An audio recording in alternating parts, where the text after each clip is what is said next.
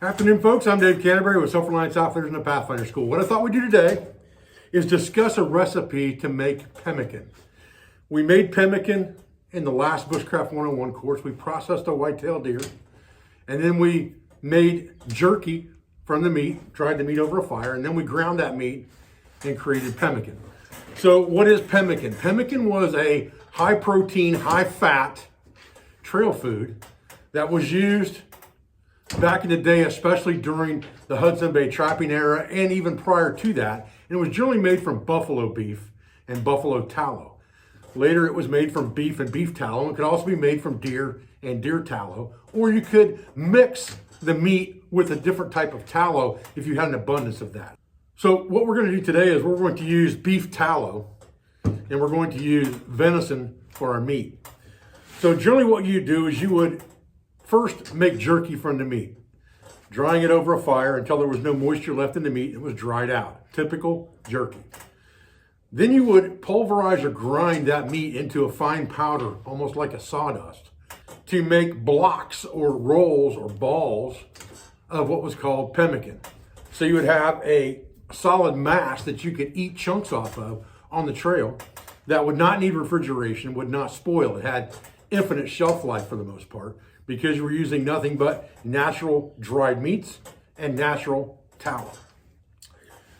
As time went by, people started to mix things with this concoction, like fruits, dried nuts. Sometimes they mixed honey to make it a little bit sweeter, because again, honey has a pretty much forever shelf life. And so you could mix all those things together and then make these balls or bars of trail food. And today, that's still a very, very viable source of a very nutritious, high concentration in calories trail mix. So what we're going to do today is I'm going to show you how to make that. What we need some kind of tallow. And I've got beef tallow here right off Amazon. You can buy it by the container. You don't want lard, you want tallow. And there is a difference between the two. Now, I've got some jerky here that I made in my dehydrator. We used all the jerky that we made in the class, so I made another round of jerky in my dehydrator at the house. If you've got a dehydrator for the meat and you've got some kind of a food processor like a Ninja, which is what I use, it makes this process really quick and easy. So you dehydrate the meat first. Any fruits and things that you want, you dehydrate those as well. And then you're going to take that material and you're going to put it into a Ninja processor, and you're going to create a powder from that, which I'll show you directly here in a minute, of the meat. And then you're going to powder whatever else you're going to put in there. I've got walnuts and I've got dried apples here. So we're going to use those three ingredients along with our tallow to make our pemmican today. Now the first thing we're going to need to do is we're going to need to melt some of this tallow into some kind of a pan. We don't want it boiling and really hot. All we want is it melted down. We're going to use a stove for that. I've got the new Pathfinder multi-fuel stove here with white gas in the bottle. White gas or gasoline is always a better fuel in the wintertime because those ISO cans tend to freeze up almost immediately when you light them. They don't work very well at all. So if you've got a stove that you can use those tanks on in the summertime, and then some kind of a pressurized tank of fuel on in the wintertime, you've got a very multifunctional stove there. And we're going to take some of this beef tallow and we're going to melt it in this pan. And then we've got a mold here, and this is just a soap mold. You could use any kind of a mold for this if you wanted to. Some kind of a silicone muffin pan would work fine for this. And we're just going to get our mixture in our pan mixed up the way we want it. And then we're going to spread it out in this mold, let it set up, let it solidify again, and then cut it into bars and wrap those individually to put into our kit for the trail.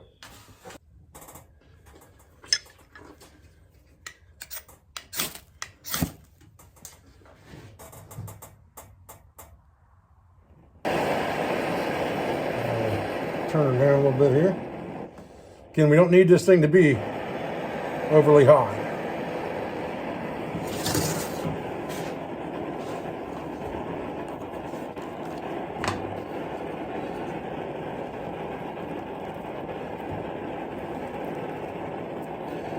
And it's kind of a guesstimate on how much of this you need. So you just kind of have to go with it as you can. This is all natural, it's not going to hurt you any. You can use it for lots of other things as well.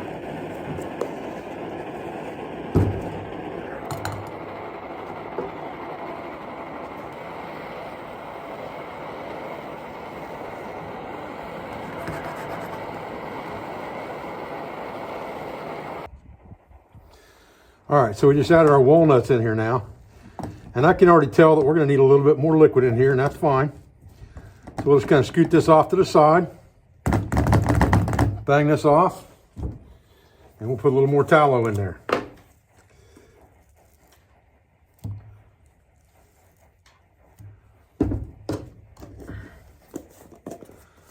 Just like that. Get that melted down a little bit.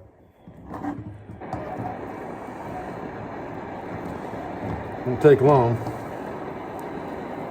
We can turn her back down. Mix all that up. You want to get all of that saturated. You don't want any standing pools of tallow in there at all. You want to get all that nice and mixed together. Everything should look damp, but it shouldn't look wringing wet either. I guess that's the best way to describe that. Now, we got that.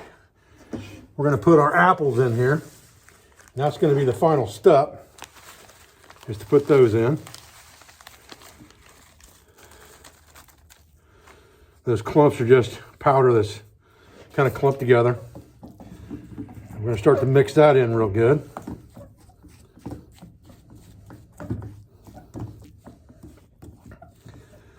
And again, we're just eyeballing how much ratio of tallow we're putting in here. It's almost like our glue. We want it to glue everything together to make this a solid, but we don't want so much of it in there that we're just eating big balls of fat either. What I should have when I'm done is I should be able to grab this and it should clump together in a ball, just like that. If I've got that, I'm in pretty good shape. Now, while this is still in a liquid state, this tallow, because it's warm, we want to get this in our mold. All right, so now, we just want to start scooping this out of the pan and into the bottom of the mold, just like this.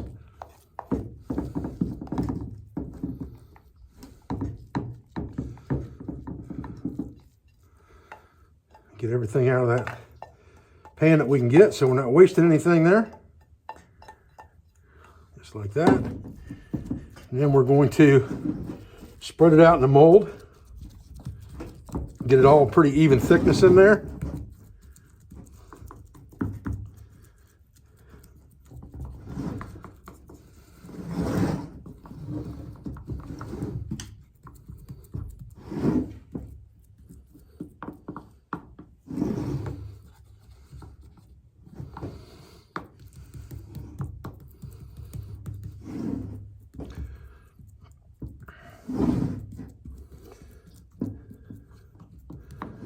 Now, once we get to this point, we just need to let it solidify. Then we can take the mold off and come back and cut it into bars. All right, so once we've let this thing sit and dry out solid, now we can go ahead and just take this mold off. Again, this is just a normal soap mold.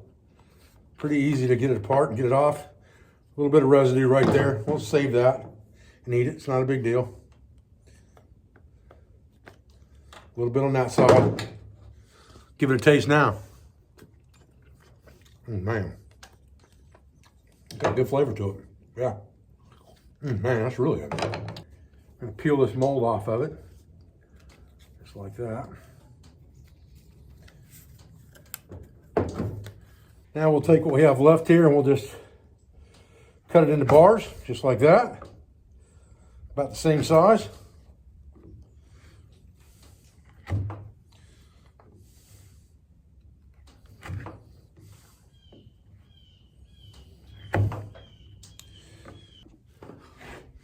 Okay, to store these bars, I just use regular butcher paper.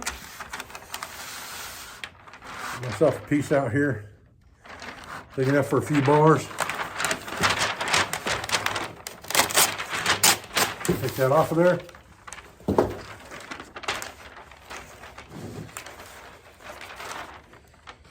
Stack these off to the side for a minute. Just like this. Turn this off. This is probably enough for at least 2 right here. I cut that longer than I needed to. We'll just wrap that dude up just like that.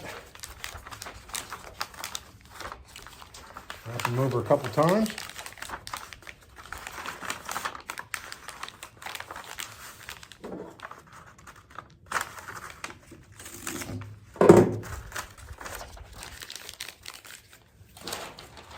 And we'll just get us a piece of jute twine here. Cut it off. Wrap him around a couple of times. Tie him up.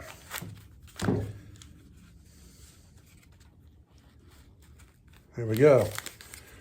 Now we're ready to store that dude in our haversack. We got a good trail snack.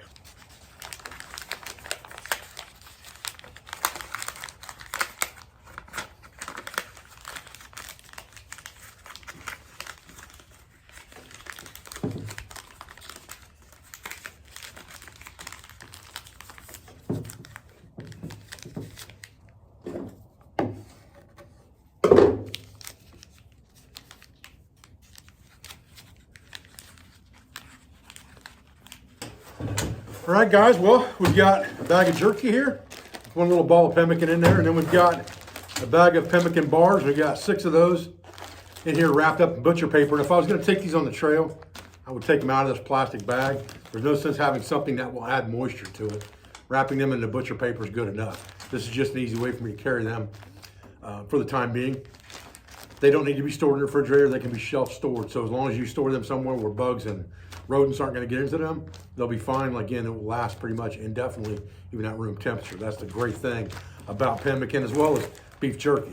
Moisture and rodents and things like that are your biggest enemies with this stuff.